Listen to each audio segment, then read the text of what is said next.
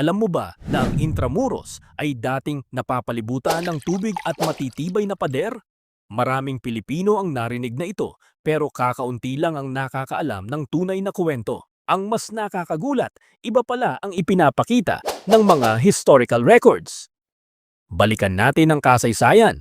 Noong 1571, itinatag ng mga Espanyol ang Maynila bilang kabisera ng kanilang kolonya sa Pilipinas. Pagsapit ng huling bahagi ng ika-16 na siglo, sinimulan nilang itayo ang Intramuros bilang isang pinatibay na lungsod na magsisilbing sentro ng pamahalaan, relihiyon at militar. Marami ang nag-aakalang ang mga pader lamang ang nagsilbing depensa, ngunit mas komplikado pa pala ang disenyo nito. Ayon sa mga historical records at mapagkakatiwalaang sanggunian, ang Intramuros ay napapalibutan ng makakapal na batong pader, mga baluarte o bastion at isang malalim na moat o kanal na may tubig sa maraming bahagi nito. Ang kanal ay nagsilbing karagdagang depensa upang mahirapang makalapit ang sinumang aatake sa mismong pader ng lungsod.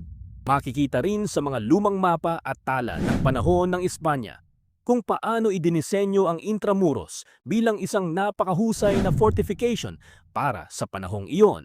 May isa pang kawili-wiling detalye. Sa paglipas ng mga siglo, unti-unting pinatuyo at pinunan ang malaking bahagi ng moat dahil sa pagbabago ng pangangailangan ng lungsod, kalinisan at urban development.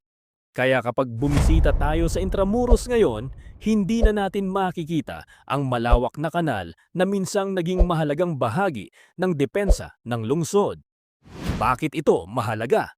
Mahalagang malaman ang kasaysayang ito dahil ipinapakita ng Intramuros kung paano pinagsama ang arkitektura, inhenyeriya at estratehiyang militar noong panahon ng Espanya. Hindi lamang ito koleksyon ng mga lumang pader, kundi isang mahalagang pamanang pangkasaysayan na tumutulong sa atin na maunawaan kung paano umunlad at nagbago ang Maynila sa loob ng mahigit 4 na siglo.